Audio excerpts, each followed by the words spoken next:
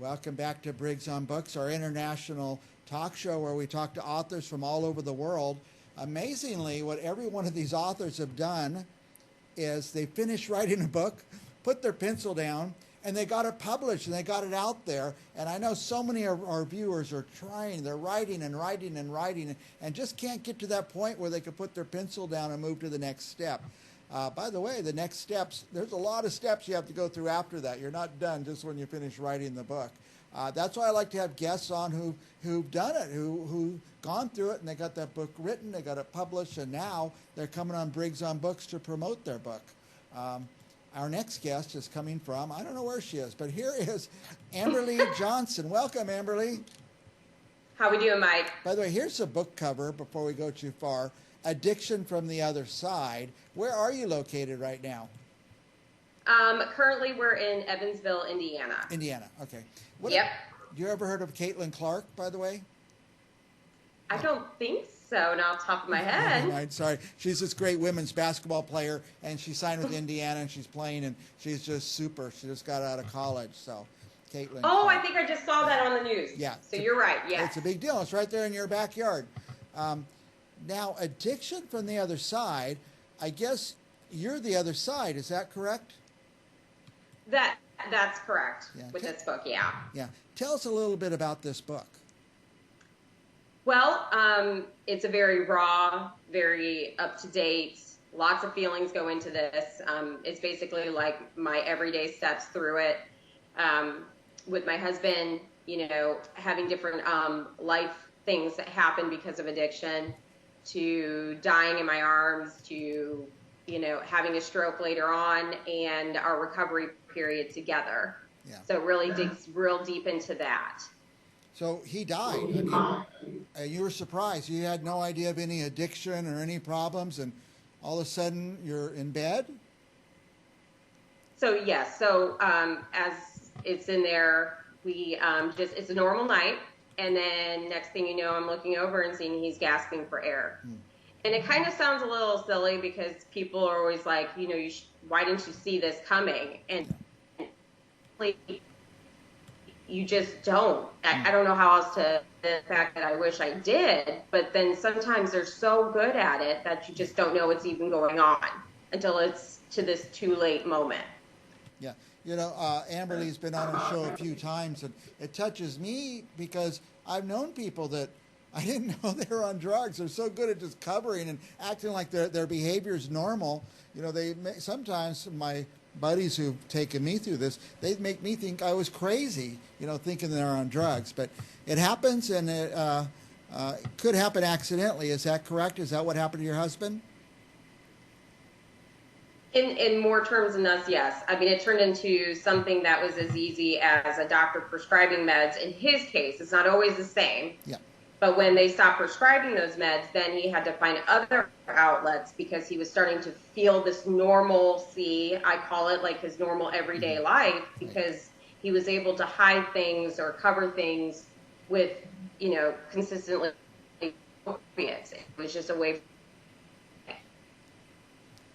And I guess that you froze for a second, so hopefully you'll catch up to us in a moment. You froze for a second, but I see you're back.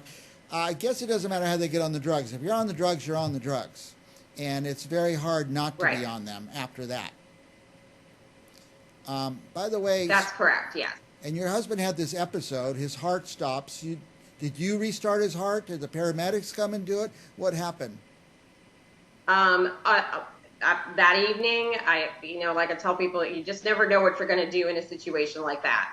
But I literally had 911 on the phone. They're like, you need to get him on the floor. I'm like, he's 6'8". You don't understand.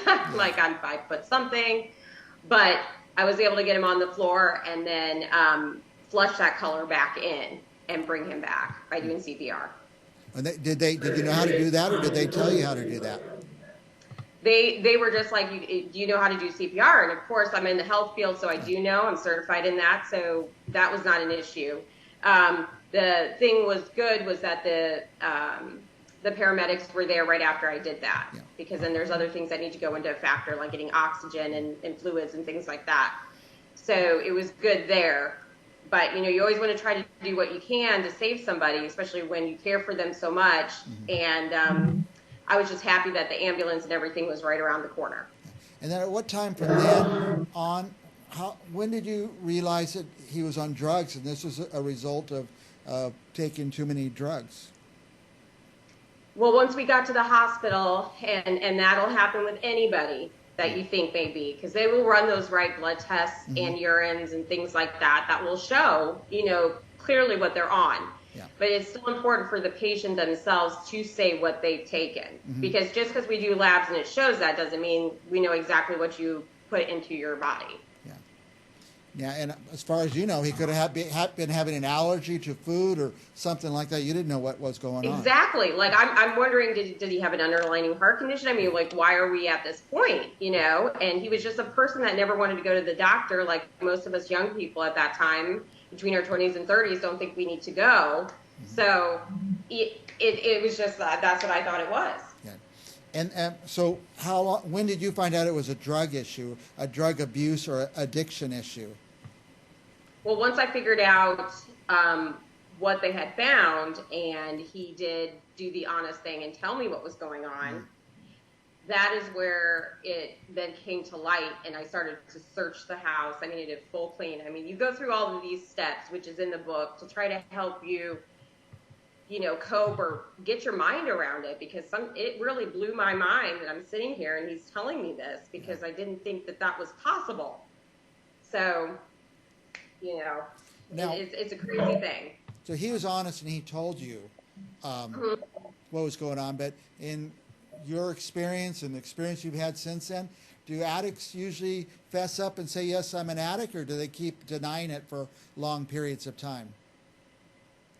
I think the denial phase is for a long time. Yeah. I don't think, unless you're ready to get help, unless you're ready to change, then that's when that change happens. And then that's when you start to be a little bit more honest with the people around you. Other than that, you're just going to continue to keep up these lies in this constant world that you formed, because it's just normal to you. So you're not thinking about anything else. And that has a lot to do, I think, with a lot of drug addicts, is that it's a lot of emotions can get put in the back burner.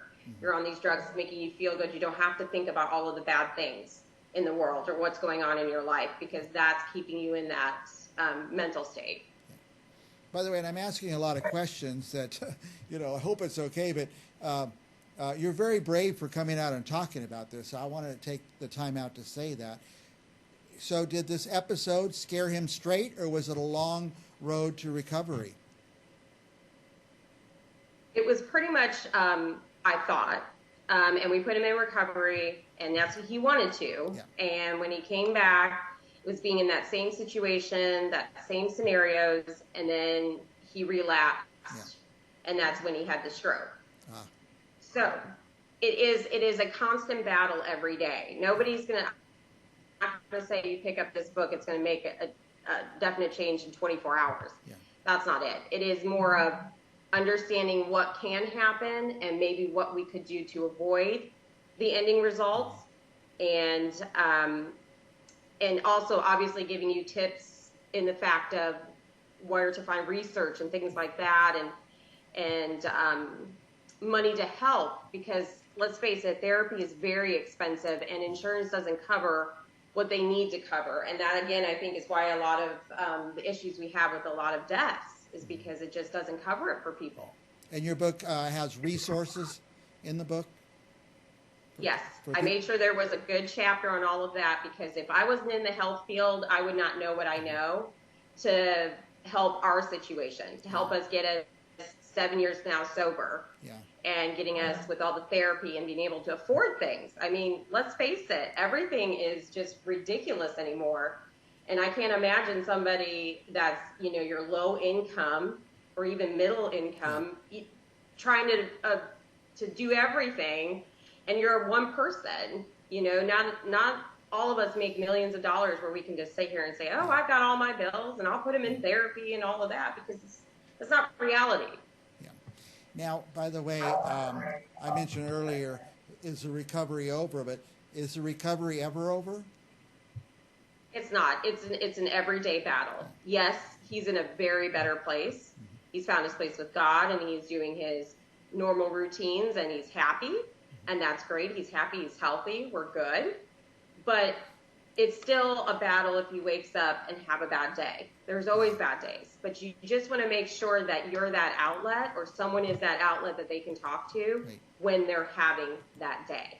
So that way they don't go looking for the next alternative to keep them, I say, numb, because that's what it is. Who should be reading this book?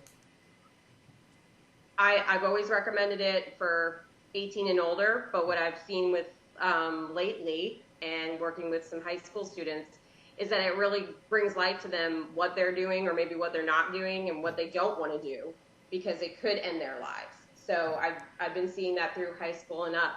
You know, it could be for anybody that's looking for help. And how about the parents and the family of at-risk people? Is this book, could it be an early intervention or early warning? I think that if they realize things like that are going on, and they're able to sit down and really like step back and not blame the people, you want to be supportive. Even though it's going to kill you to do that, you have to be supportive so that they will admit, and you can move forward with recovery. What about and I've seen this, maybe you have a better word for it, but the just get over it idea, where people think, you know, just stop taking those drugs, just get over it. Is there a just get over it scenario? I mean, unless you plan on, you know, sending them off somewhere in some distant, like, forest where there's nothing around. I mean, you have to have the real reality is it's a disease. It affects that mindset. And if they're not having it, they're needing it. And if they're not getting the proper treatment to help them get off it, they're going to go look otherwise, and they're going to get into harder things and more things. It's not something as simple as, well, I'm not going to eat chocolate for a week, or I'm going to go on a no salt diet for a month. It's not that easy. It's just like anything else. You can't just stop immediately and then be like, oh, now I'm not on drugs no more. It doesn't work like that. Your body isn't made to do that. I sometimes equate it to my addiction to food. I can't just stop eating food and be done with it, and I lose all this weight, right? But can people? It's like any addiction, whether it's coffee, caffeine, alcohol, anything. It's just like that. You need to have a program, you need to have steps, and you need the support. That's the only way this is ever going to work. Can I ask you, was your husband addicted to opioids, or was it something else?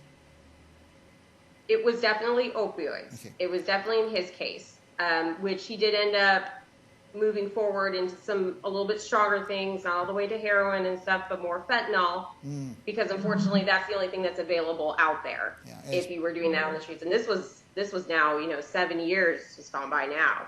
I can't imagine what kind of things are out there now. Fentanyl is very readily available, I understand, that it's out there. It is. And it's very dangerous. And that's another thing, is working on my second book to kind of bring to light all of the new things that they are coming out with to try to help as well. Are you familiar with Narcan, I think it's called? Yes. Yep. And I think that it's great. I'm working with recovery hubs all over my state and other states, but they are setting up these stands, which is fantastic. I think it's a great thing to have. But people need to understand that if anything is laced with anything, it may not save their life. Right. So even if you're trying to save their life with the Narcan, it all depends on what they've ingested. It's not necessarily just Norco or Percocet or something in that nature. If it's laced with anything else, that Narcan may not help them. May not help them, But it's a tool we have, and out here in California, a lot of us have Narcan sitting around. Schools even are getting it in all the schools, so... Which I'm not saying that it wouldn't help. It definitely is something to do. Your first shot, put that Narcan in there. Yeah. But I'm just saying, if it's something laced with something that they're coming out with now, I mean, it's just, that's where we're like, please, make sure that does help them. Yeah. Now, let me ask you this in another way. Maybe you've already said it, but if somebody's addicted to, especially these, what do we call them? The narcotic, the type your husband was using, the opioids. Yes, opioids, yes. Is there a way they could just, on their own, just kick them? Or are they going to need to seek and find help and treatment? I think it just depends on how long they've been doing it. I think if it's, when you have your patients, or that's what I like to say, Mm-hmm.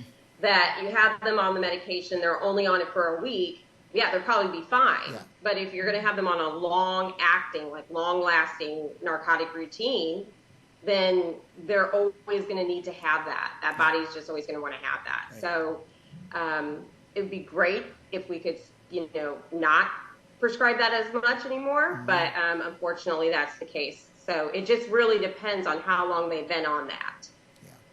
Amberlie, I always enjoy talking to you because you're very open, like I say, very brave, and I always take us way over time, and because I fire all these questions at you, things I want to know. But just to sum up, I just want to give you a chance to say anything about you or the book or anything you want to tell our viewers.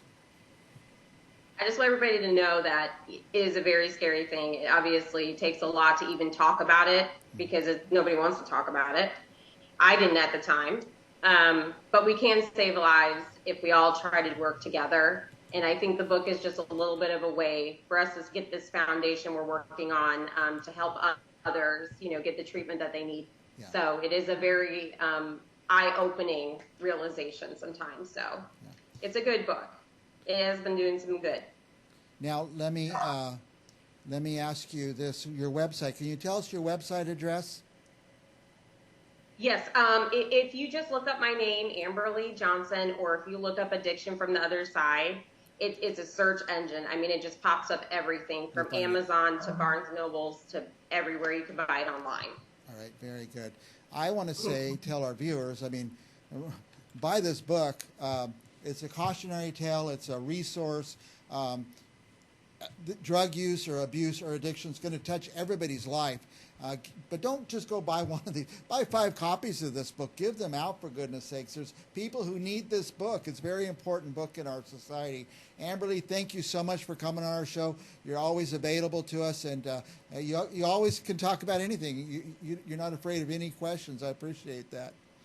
Open book. Your husband's doing well? Yes, he is doing very well. And like I said, it is possible to get away from addiction and have a wonderful life. It can happen. So just don't ever think that's not a thing you can have. Very good. Amberlie Johnson, thank you so much for your time. For our viewers, we'll be back with more right after this.